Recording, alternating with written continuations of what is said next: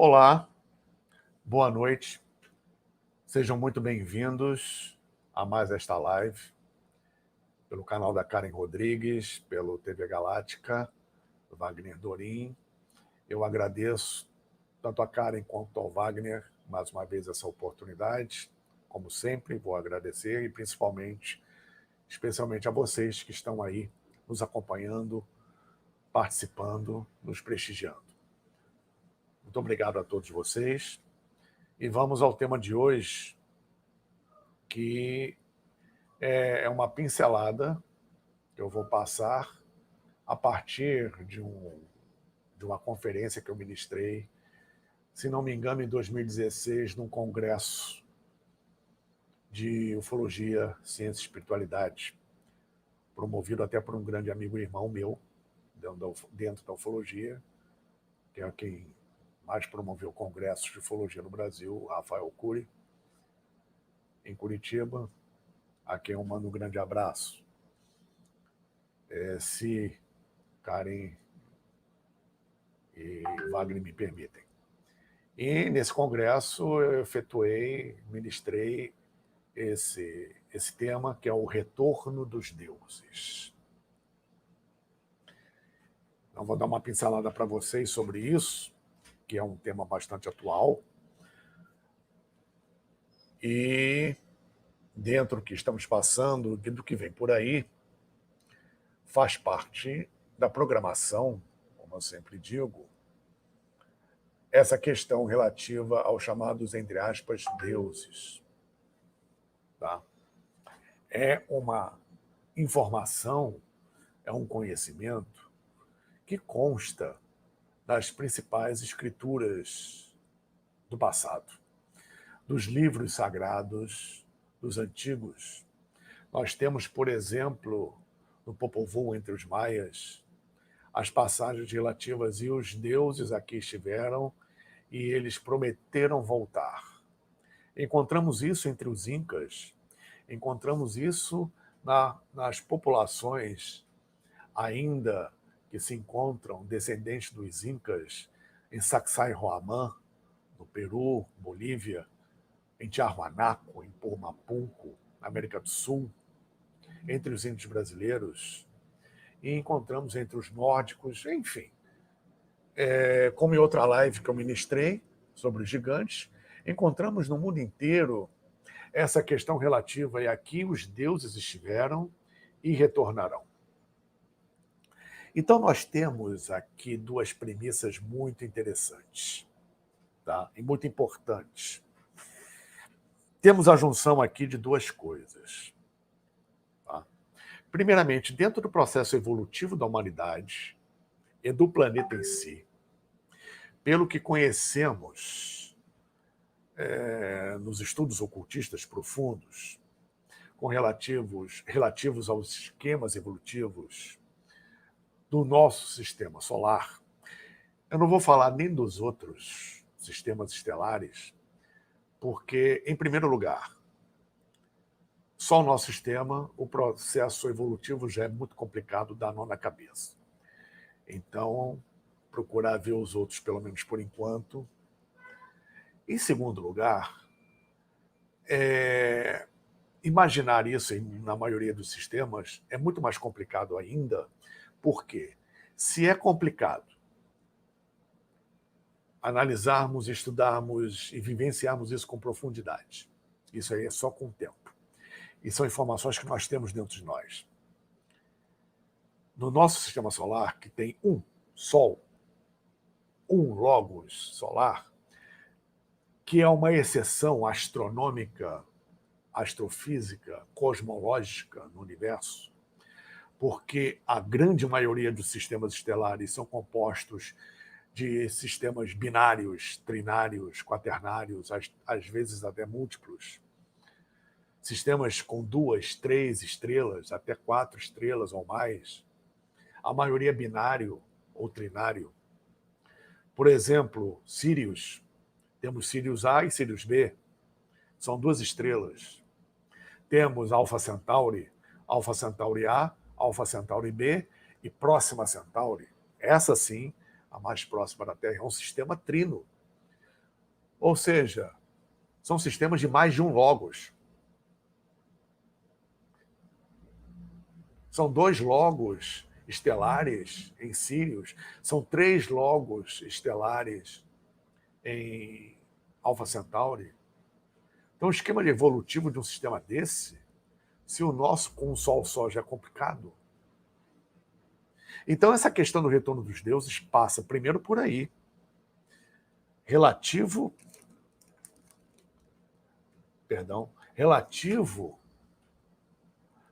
à nossa cadeia e relativo à quarta ronda que nós estamos vivenciando na Terra. A quarta ronda é a etapa física desse desenvolvimento na Terra, que já teve em outras rondas, sucessivamente, o desenvolvimento com seu relativo bodhisattva no reino mineral, no reino vegetal, no reino animal, e agora o reino nominal de desenvolvimento, saindo da antiga cadeia lunar, não essa lua que nós vemos, um outro diferencial, a lua já foi bem diferente, e isso a ciência ainda vai descobrir, muita coisa ela já está descobrindo, e a nossa onda de vida veio já com atraso desta cadeia. E quem gerencia isso?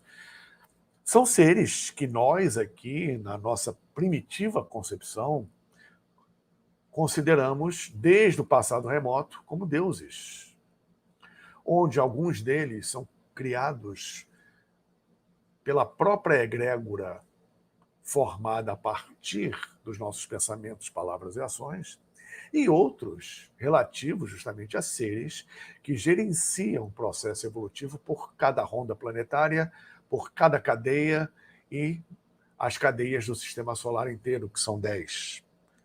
Cada uma com um número X de planetas, 7, onde temos planetas físicos e planetas não físicos, planetas cuja matéria mais densa é astral, planetas cuja matéria mais densa é mental, átmico, búdico, e planetas cuja matéria mais densa é a física.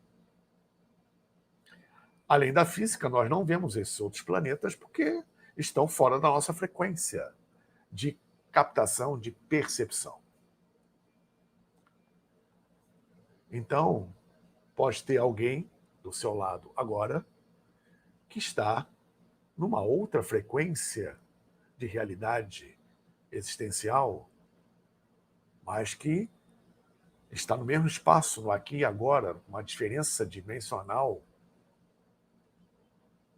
Ele está numa frequência mais sutil, diferente da sua. Se você tiver uma percepção grande, uma sensibilidade alta e uma sensitividade alta, uma abertura de terceiro olho, ou de clareaudiência, ou qualquer outra percepção extrasensorial, você vai captar e perceber essa frequência vibracional diferenciada.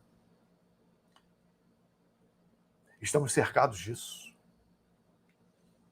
Então, tudo no universo é vibração, é frequência vibracional, que é o que diferencia do mais denso para o mais sutil.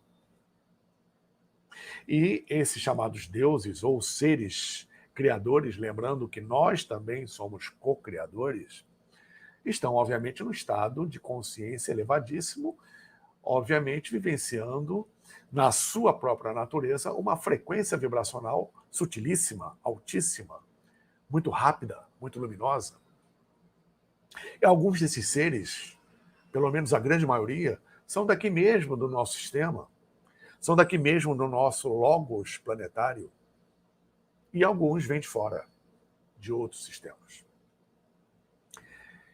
Então, como já foi colocado antes, nós passamos pelas chamadas eras, e nós encontramos esse assunto na maioria dos escritos sagrados das civilizações antigas, sob, obviamente, uma linguagem diferente, uma representação pictográfica diferente, de acordo com cada local, com cada cultura, com cada época. Então, o mais conhecido e o mais citado, que é o que eu vou citar aqui, que é o que foi mais preservado, lembrando que muitas dessas informações estão nas paredes do Antigo Egito. É só uma questão de também saber interpretar, saber ler os hieróglifos de uma outra forma, além da literal, e também observar que perdeu-se muita coisa no incêndio da Biblioteca de Alexandria. E só para ter uma ideia, abrindo parênteses, a Biblioteca de Alexandria ela tinha um acúmulo de conhecimento mais que suficiente para, naquela época, ela foi incendiada por volta de 52, 50, não me lembro mais ou menos a data correta, por volta dos anos 50 a.C., ela tinha um acúmulo de conhecimento suficiente para, naquela época, repito, detonar, provocar, iniciar uma revolução industrial. Imagine se isso ocorre naquela época. Enfim, muita coisa se perdeu, muita coisa de lá está escondida ainda no Egito, muita coisa de lá foi levada para o Vaticano, para o que hoje é o Vaticano, foi levada para Roma, e se mantém no arquivo secreto Vaticano. E a grande maioria desses conhecimentos antigos se remetem às pirâmides, à Atlântida, à Lemúria e muitas outras coisas, né? Que foram revitalizadas ao longo do tempo, por exemplo, por Hermes Trismegistus, por Akhenaton, por Tutmés III, por Akhenaton, pelo Buda, por Pitágoras, por Platão, montando aí uma cronologia por Amônio Sacas, por Plotino, né? Até chegar nos alquimistas medievais, nos templários, até chegar, por exemplo, em Martinet de Pasquali, chegar em Jean-Claude Saint-Martin, dão início ao martinismo, como nós conhecemos, Christian Rosenkreuz, bom, um pouco anterior a eles, depois Kardec e Blavatsky, principalmente Blavatsky. Isso tudo é recompilação desses conhecimentos muito antigos. Você encontra o que você lê em Blavatsky, guardadas as devidas proporções em termos de cultura e linguagem, do que Amônio Sacas e Plotino colocavam. Tá? Que beberam do conhecimento antigo egípcio. Lembrando que o Egito sabia das coisas, que era o pai da humanidade atual, assim como a Índia é a mãe. Então nós temos na Índia, principalmente no Tibete, a salvaguarda desses conhecimentos lá até hoje. E encontramos, por exemplo, no Rig Veda, citando o que é mais conhecido hoje em dia, até pela expansão que a Blavatsky deu, principalmente usando os termos em sânscrito, o Rig quer dizer 4. É o quarto livro dos Vedas, nós encontramos os chamados yugas, ou melhor, as yugas, as eras, os períodos, os ciclos. Agora, cada um vive o ciclo geral da maneira como acha que tem que viver, de acordo com as suas próprias escolhas. Então existiu a chamada Idade de Ouro, chamado Satya Yuga.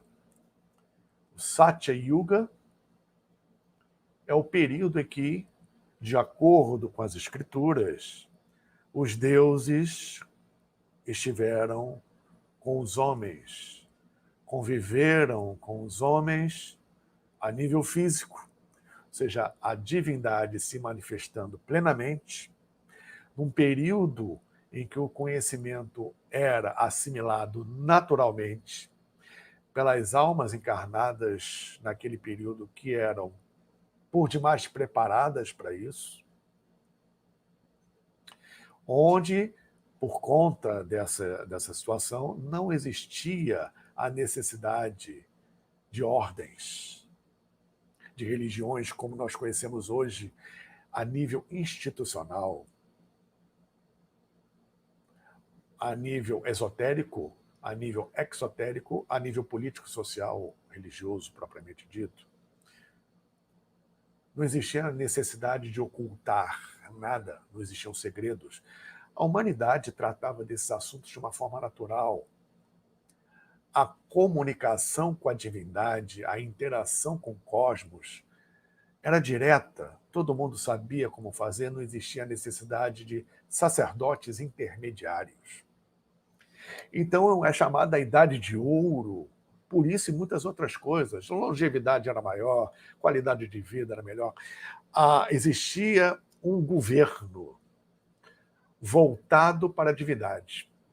Ou seja, a divindade, Deus, era entendido como o criador do universo, onipresente, onisciente, estava em tudo, ele que manda. Então o governo era espiritual. E não tinha um sentido de espiritual como nós temos hoje, que é algo que parece que separa do nosso ambiente ou do nosso cotidiano, da nossa vida, que é típico de Kali Yuga. Tá? Ou seja, não existia necessidade de usar um termo como espiritual ou espiritualidade, porque tudo era um. Era a grande ciência cósmica. E, com o passar do tempo, isso é cíclico. A divindade, obviamente, se recolheu para fora do plano físico, embora não tivesse abandonado. E, a partir daí, em vez de um elemento fixo desse, com o passar do tempo, houve a necessidade da divindade se manifestar periodicamente através de avatares. Tá? Que divindade é essa? O Logos planetário é uma divindade, chamado Lord Melquisedeque, pelos hebreus, por exemplo, pela Kabbalah, e outros termos por aí. Temos o Logos planetário, o Logos solar, o Logos galáctico, o grande Logos, ou grande Senhor do universo inteiro que se manifesta, e o imanifestado, o absoluto, que dá origem ao relativo, ao dual. Então, para qual Deus você reza? Cada um deles e todos eles. Tudo é Deus. Se manifesta de uma forma diferenciada porque Deus delega poderes. Existem os seres formadores do universo, os criadores das formas, que são as hierarquias angélicas, que são os Kumaras, e assim outras hierarquias que a gente não tem nem noção de que existem, dos múltiplos multiversos que existem. Tá? Enfim, dentro dessa premissa, com o passar do tempo, no Satya Yuga, isso demora muito tempo, são milhares e milhares de anos. Quando a divindade ela abandona fisicamente o planeta, não, abandonar não é o termo certo, né? Mas você já entendeu. A humanidade está por si só, mas ainda num nível muito alto, porque os resquícios do Satya Yuga ainda estão muito presentes. Os ensinamentos eles são colocados e vivenciados a pleno vapor, no chamado Treta Yuga, ou a Era de Prata. E o tempo passa e vai surgindo todo um processo de questionamento. Uma vez que não existe uma ação mais direta da divindade, essa herança vai sendo aos poucos distorcida, deturpada, pelo mergulho no material, pelo mergulho cada vez maior no físico, em assuntos mais relativos ao cotidiano físico do que o cotidiano cósmico. E começa a existir a separação, entrando no chamado Dvapara Yuga. E no Dvapara Yuga, muitos questionamentos começam a acontecer, surge a figura do sacerdote, do intermediário, e determinados conhecimentos passam a ser ocultos, passam a ser secretos, salvaguardados daqueles que distorcem o processo e começam a fazer mau uso, como aconteceu na Atlântida. E assim vai até na Era de Bronze, até adentrar a Era de Ferro, da deusa da morte, da iniquidade. Tá? Aliás, a deusa Kali, ela tem algumas derivações, nem todas são relativas a essa natureza negativa. Tá? Aliás, não existe o contexto que nós interpretamos como negativo. Tá? Deusa Kali é muito telúrica, ligada à terra, ligada ao ferro, né? Tanto que se chama Idade de Ferro. E, obviamente, dentro desse mergulho da materialidade e da cegueira espiritual da maioria, tudo começa a ser invertido. Eu costumo dizer que quando você lê no Rig Veda, que é um livro, alguns dizem 6.000, alguns dizem 8.000, eu acho que é muito mais. São muito mais, 8.000 anos antes de Cristo, 6.000 anos antes de Cristo, eu acho que é muito mais que isso, muito mais antigo que isso. Mas, independente dessa idade, já naquela época, você lendo um trecho que foi escrito naquela época, parece que você está lendo o jornal de hoje de manhã.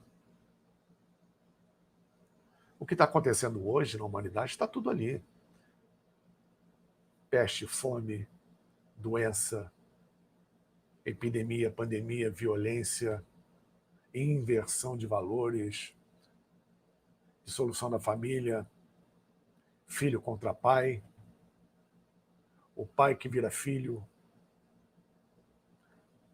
o desrespeito, enfim, toda essa tônica de Kali Yuga que estamos vivendo hoje está lá num livro escrito há 6.000 anos, com isso tudo aí, e muito mais está descrito. É do ciclo que estamos vivendo? Sim, mas volto a repetir. Você pode ver um Satya Yuga, uma era de ouro dentro de si, e provocando isso no seu entorno, ou se render à natureza do ciclo que a maioria embarca. Você acaba caindo em armadilhas, porque o outro lado cria as armadilhas para te distrair, tirar você do foco.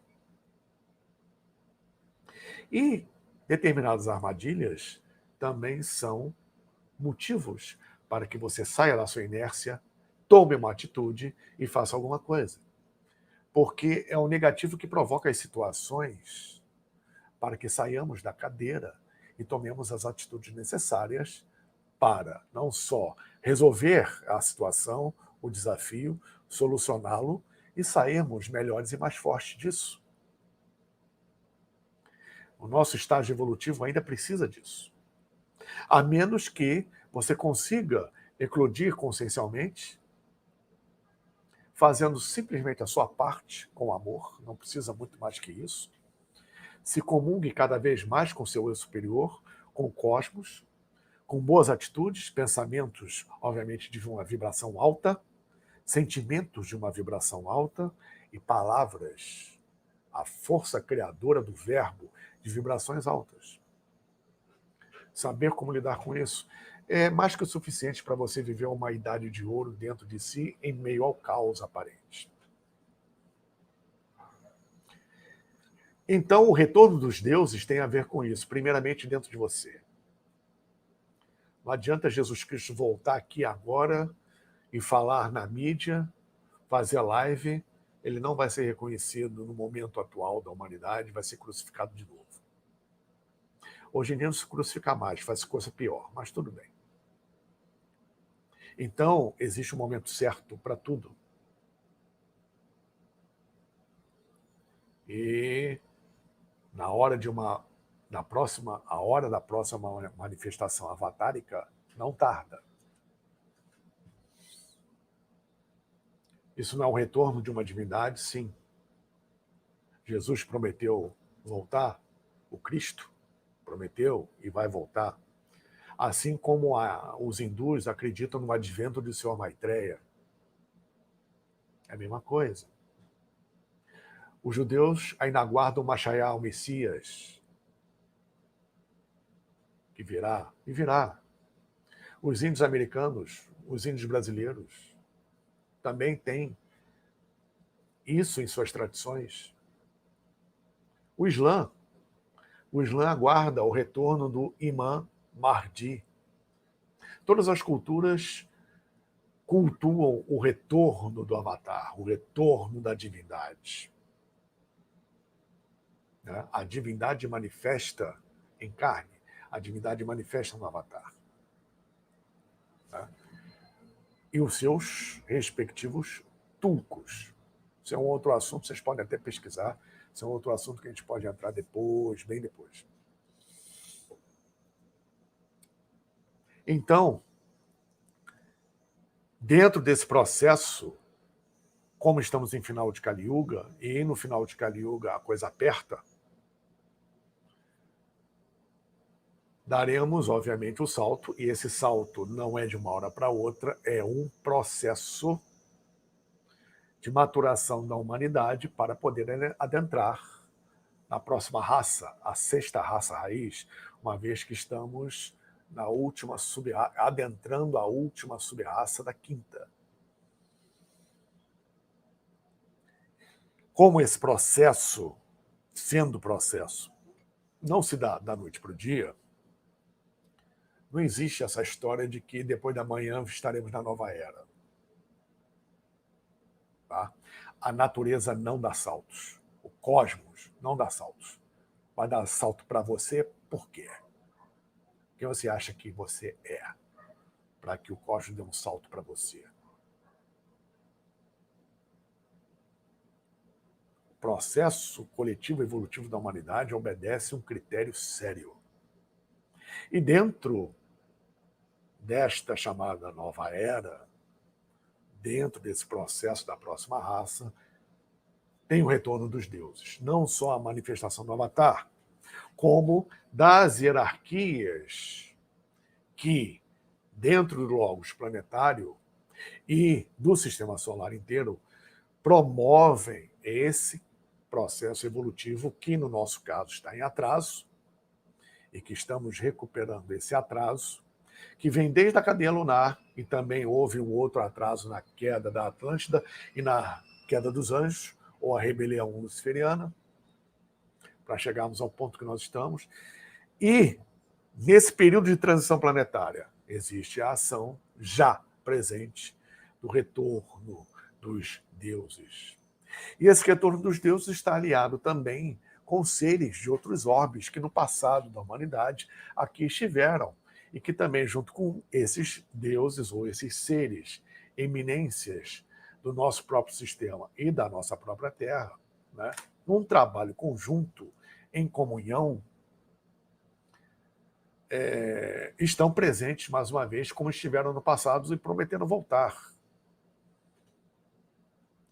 Os chamados extraterrestres do passado, que já visitaram o planeta, já influenciaram aqui o planeta de uma forma ou de outra, lembrando sempre nesse trabalho conjunto, alguns, obviamente, fora desse escopo, porque existem civilizações, obviamente, que estão interessadas no seu próprio cronograma particular, mesmo assim autorizada a entrada desses seres aqui, mas com um limite, obviamente, de atuação.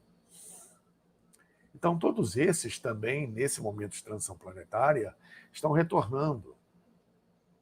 Inclusive, a hierarquia de comando espiritual está sendo alterada. Seres que eram até então do processo evolutivo da humanidade, outros estão entrando para colaborar com o processo. Tem seres que nunca estiveram aqui, que agora estão. Então, esse chamado retorno dos deuses, por incrível que pareça, estamos vivenciando isso no nosso dia a dia, sem sentir.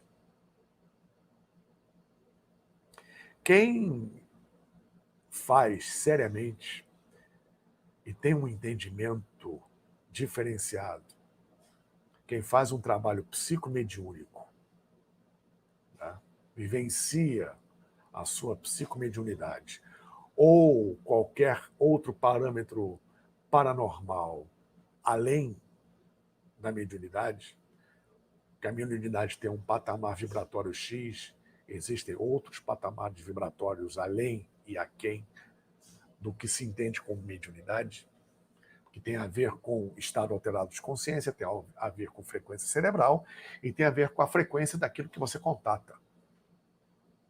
Então, só o aspecto mediúnico às vezes não é suficiente para você contatar seres de uma consciência muito superior. Existem outros mecanismos, mas que batem sempre no processo interno da sua evolução. Sempre de dentro para fora. Quem espera algo de fora para dentro vai ter, se tiver, vai ter uma resposta superficial e paliativa, não duradoura. Porque o que é preciso para ser duradouro depende de cada um de nós. Um exemplo bem crasso.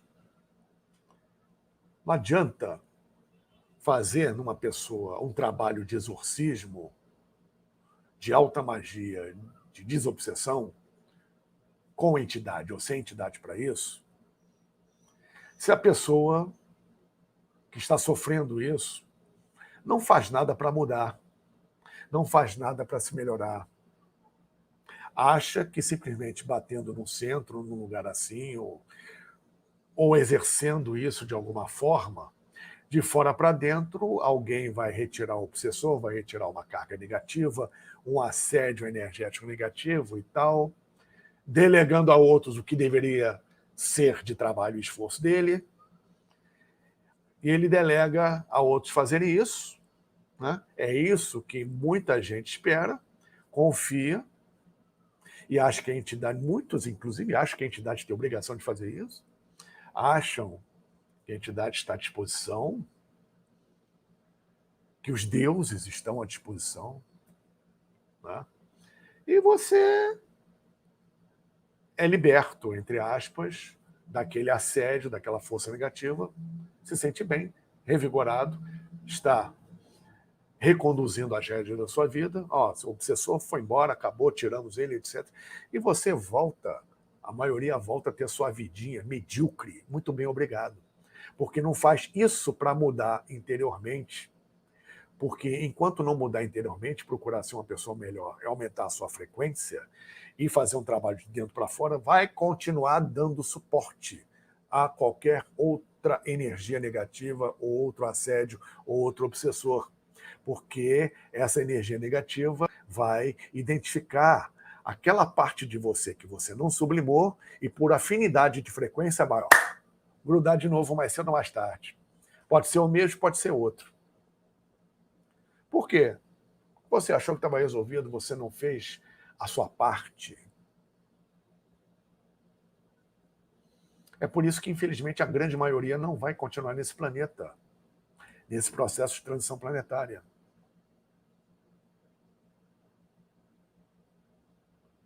Então não existe salvador da humanidade, não existe nave que vai recolher um monte de gente para evacuar o planeta porque não tem que passar. Não, não existe isso.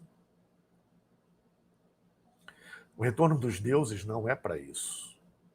O retorno dos deuses é justamente para consolidar o aspecto de transição planetária para a nova idade de ouro que vem por aí.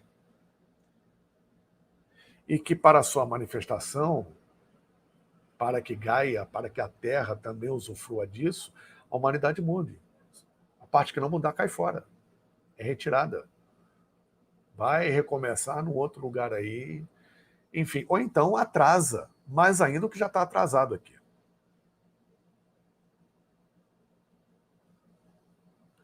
Existem ciclos cósmicos que ocorrem a nível kármico, obedecendo o Dharma, a lei, independente se você acredita, se você não acredita, se gosta, se não gosta, enfim.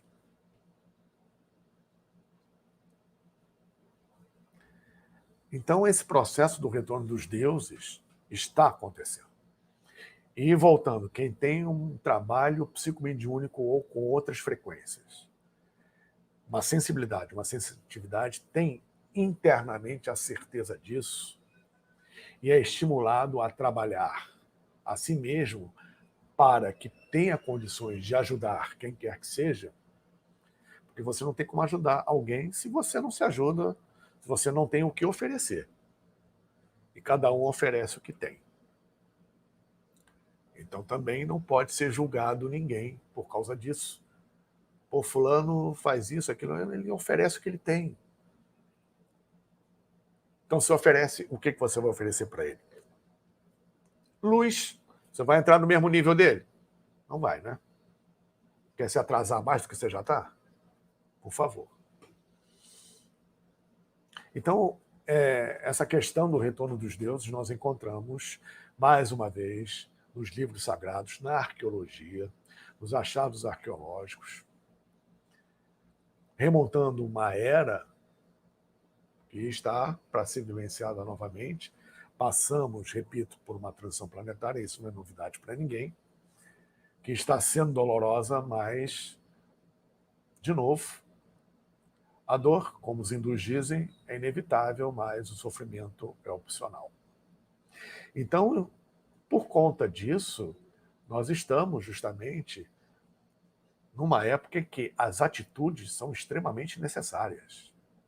Não existe crescimento sem atitude, não existe crescimento sem dor. E esse processo vai estimular você de uma forma ou de outra, de uma forma consciencial, amorosa, consciente ou na marra, a quebrar paradigmas. E a quebra de paradigma não é fácil, mas é necessário. Muitos já estão sendo quebrados. Um paradigma, falando-se em sofrimento, que é a vivência disso, obviamente, é muito difícil, mas é onde nos caminhamos. Como eu sempre procuro dizer, isso vale para todos, obviamente, inclusive para mim, lembrando as palavras certas. Sim, a grande maioria das pessoas sofre por perdas. Isso, na verdade, nesse ponto, é uma ilusão. Porque você não pode perder o que nunca foi seu. E aí vamos encontrar mais uma vez o ensinamento do Buda sobre o desapego. Seu filho é seu? Seu pai e sua mãe são seus? Que sentimento de posse egoístico é esse? Esse é complicado? É. Porque existe uma confusão entre apego, emoção passional e verdadeiro amor. A emoção passional prende, o verdadeiro amor liberta. Não existe sofrimento. Então você não pode sofrer por uma perda, porque você não pode perder o que você jamais teve. Pense nisso.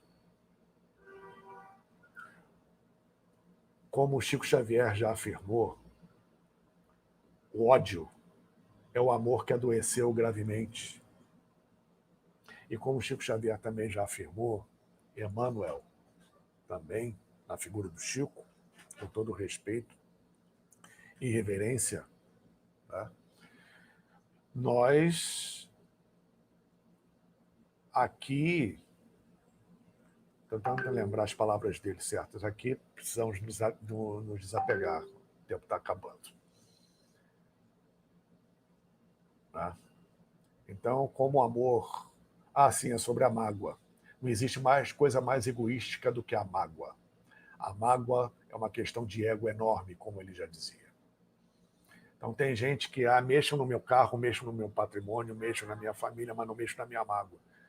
Isso aí é horrível, isso é um atraso de vida danado. Reflita sobre isso. Estamos diante do retorno dos deuses, entre aspas, da manifestação direta, mais diretamente das energias cósmicas e do divino.